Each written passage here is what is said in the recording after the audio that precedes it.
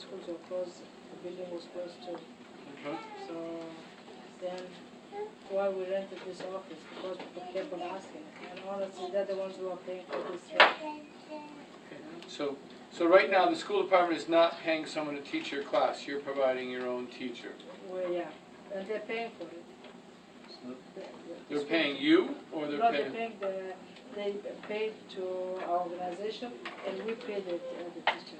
Okay. Okay, so the school department's already Yeah. taking, and are they giving you materials for that program? They told us to ask, okay, we have this, they gave us the curriculum, and if we need more materials. They're going to provide it. Okay, so that's all set. Okay. So I guess the only thing that I could probably help with, at least on this, is to communicate with the registered motor vehicles. There's really not a lot you can do about, there's a state law, you would have to change the state law that says that when you move here within 90 days, you have to change your license. And actually, if you got pulled over by a police officer, and let's say you had an Arizona license or a New York State license, and the police officer says, where do you live right now? And you say, I live in Worcester.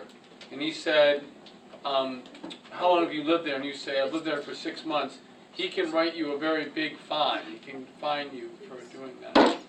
So it's really important they get a Massachusetts license if they've lived here more than 90 days, because they're subject to significant penalties and the revocation of that other license. So even if you paid to go to New York, and you got a New York license, and then you got pulled over by a police officer here in Worcester, and they said you've been here more than that 3-month period, they could actually take that license away from you. So just going to another state won't help you solve your problem. You've got to figure out how we can get people to pass the test here. So I'd be happy to communicate with Rachel Capre and see if there's a way that they could help to offer that. But I don't know what else we could do on that besides trying to get her to make that available to folks.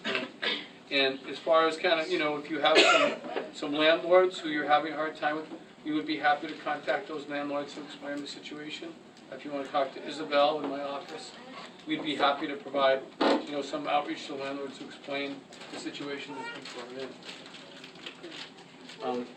And then as far as things like unemployment and welfare, we sometimes can help speed things along if they get slowed down a little bit, but generally it does take a while, and you probably know from your experience, it does take a while to work through those bureaucracies. At least for unemployment, you get a retroactive check, and I think for welfare benefits you do as well, right? If you apply and it takes 2 months to get, you do get a retroactive check. So we would be willing to talk to some landlords if that would help.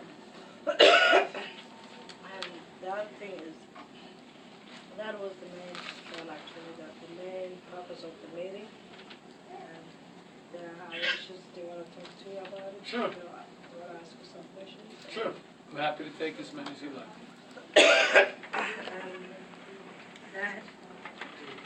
That is what it is. Let me get some water. Yeah? Yeah, already gesta. In the first place, on behalf of all of them, they really appreciate what the government is doing for them.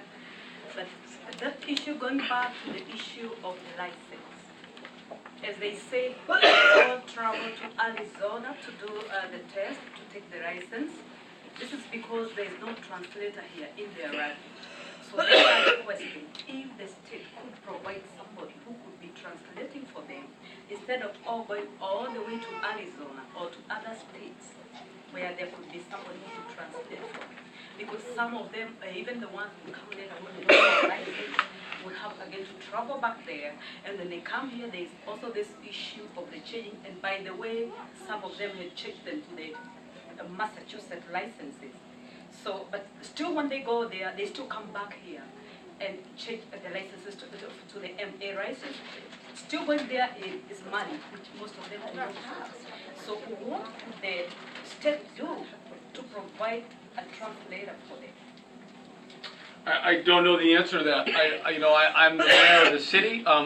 We have 3 forms of government here in the state. We have local municipal government, which oversees schools, public safety, roads, parks, water, sewer, etc. That's what my city government overlooks, right? Oversees.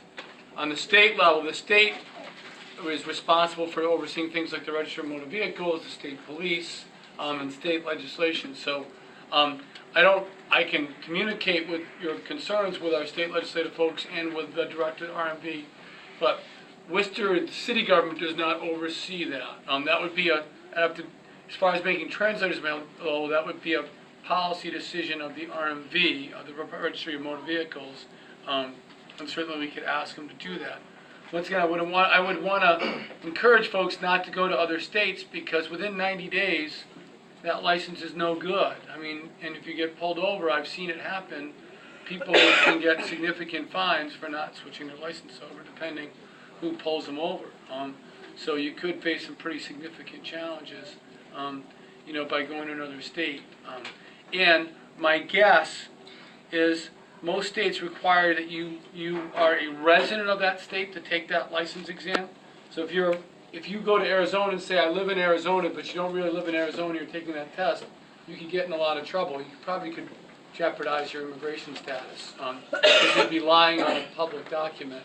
My wife is an immigration attorney, so I know a little bit about this. You have to be very careful about lying on official forms, because that can subject to revocation of green card status, of immigrant and refugee status. So you have to be very cautious. That's what we were scared of, actually. Right, so I want to really caution people. If they go to New York and they say, I live in New York now, you take the license and you really live in Worcester, you could really put yourself in serious jeopardy. You could even lose your right to stay here in this country. That's considered fraud. And also you will lose your right, actually, potentially, to apply for other public benefits. There's certain things that will disallow you to receive public benefits. I'm not an expert on that, but I know that there is some restrictions if you actually, so we have to be really careful. I would really strongly encourage people not to go to other states. So let's see if we can try to come up